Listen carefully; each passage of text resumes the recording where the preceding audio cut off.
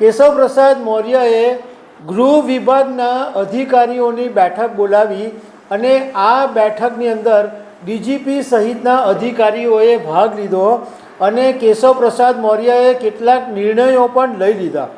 હવે આ જે ગૃહ વિભાગ છે એ યોગી આદિત્યનાથના અંડરમાં આવે, મુખ્યમંત્રીના અંડરની અંદર આ વિભાગ આવે, પરંતુ કેશવ પ્રસાદ મૌર્યએ જાતે આ મીટિંગ બોલાવી દીધી.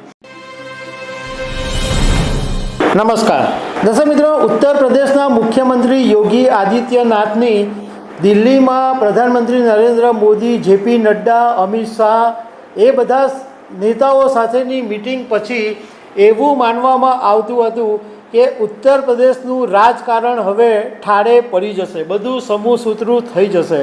પરંતુ એવું થયું નથી અને કેશવ પ્રસાદ મૌર્યએ ફરીથી એક નવો વિવાદ ઊભો કર્યો છે. એને કારણે એવું દેખાઈ રહ્યું છે કે યુપીની અંદર ઓલ ઇઝ નોટ વેલ. તો આના વિશે હું તમારી સાથે વાત કરીશ. મારું નામ રાજેશ શાહ છે અને તમે જોઈ રહ્યા છો ખબર છે .com. દર્શક મિત્રો, લોકસભા 2024ની ચૂંટણી પછી ઉત્તર પ્રદેશના રાજકારણની અંદર એટલો બધો જબરજસ્ત ગરમાટો આવેલો છે, કારણ કે ઉત્તર પ્રદેશના બે નાયબ મુખ્યમંત્રી કેશવ પ્રસાદ મૌર્ય અને બ્રિજેશ પાઠક બંને યોગીથી નારાજ હોવાની વાત અનેક વખત સામે આવી અને કેશવ પ્રસાદ મૌર્યએ તો એક એવું નિવેદન આપેલું કે સરકાર ચૂંટણી નથી જીતતી, સંગઠન જીતે છે, પાર્ટી ચૂંટણી જીતે છે. જ્યારે સરકાર નહોતી ત્યારે પણ સંગઠન ચૂંટણી જીતતું હતું, એટલે સંગઠન જ મહાન છે.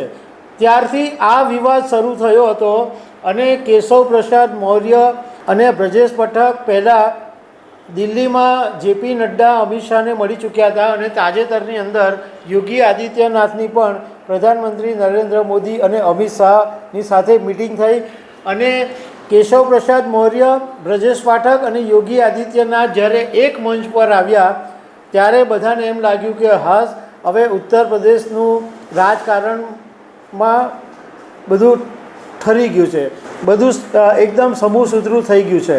પરંતુ કેશવ પ્રસાદ મૌર્યએ એક એવું કામ કર્યું કે જેને કારણે ફરીથી મોટો વિવાદ ઊભો થયો.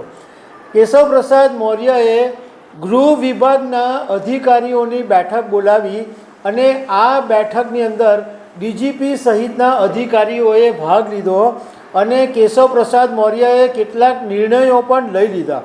હવે આ જે ગૃહ વિભાગ છે એ યોગી આદિત્યનાથના અંડરમાં આવે, મુખ્યમંત્રીના અંડરની અંદર આ વિભાગ આવે, પરંતુ કેશવ પ્રસાદ મૌર્યએ જાતે આ મિટિંગ બોલાવી દીધી.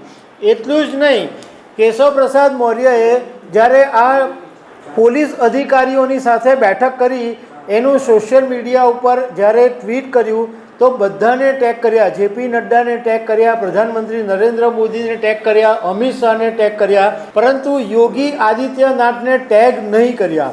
એને કારણે ઉત્તર પ્રદેશના રાજકારણની અંદર ફરી ગરમાટો આવી ગયો કે કેશવ પ્રસાદ મૌર્ય અને યોગી આદિત્યનાથ વચ્ચે હજુ પણ મનમેળ નથી. હવે જાણકારોનું કહેવું એમ છે કે કેશવ પ્રસાદ મૌર્ય ઉત્તર પ્રદેશની વિધાન પરિષદના નેતા છે અને એ નેતાના નેજા હેઠળ એમણે ગૃહ વિભાગની આ બેઠક બોલાવી હતી. કેટલાક રાજકારણના જાણકારોનું કહેવું એમ છે કે આ જે મહાસંગ્રામ ઉત્તર પ્રદેશની અંદર ચાલી રહ્યો છે એમાં કેશવ પ્રસાદ મૌર્યની નજર સીએમની ખુરશી પર હોવાનું અત્યારે લાગી રહ્યું છે. તો દર્શક મિત્રો, આવી અનેક વાતો સાથે અમે તમને મળતા રહીશું. Thank you very much.